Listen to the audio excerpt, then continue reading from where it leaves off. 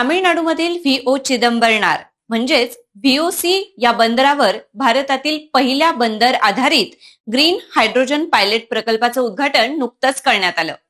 नमस्कार, मी समृद्धी. Infinity academy या चॅनलमध्ये आपलं स्वागत. 5 सप्टेंबर 2025 रोजी तामिळनाडूतील व्हीओसी बंदरावर भारतातील या पहिल्या प्रकल्पाचं उद्घाटन पार पडलं.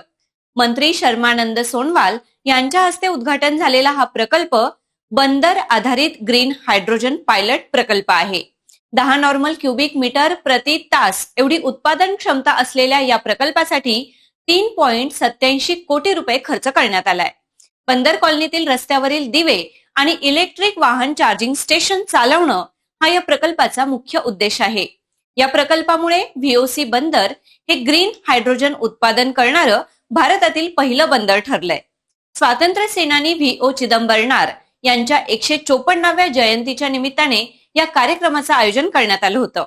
अशाच माहितीपूर्ण व्हिडिओसाठी इन्फिनिटी अकॅडमी या चॅनलला फॉलो करा. हा व्हिडिओ तुमच्या जास्तीत जास्त मित्र मैत्रिणींपर्यंत नक्की पोहोचवा. व्हिडिओला लाईक आणि शेअर करायला विसरू नका. धन्यवाद.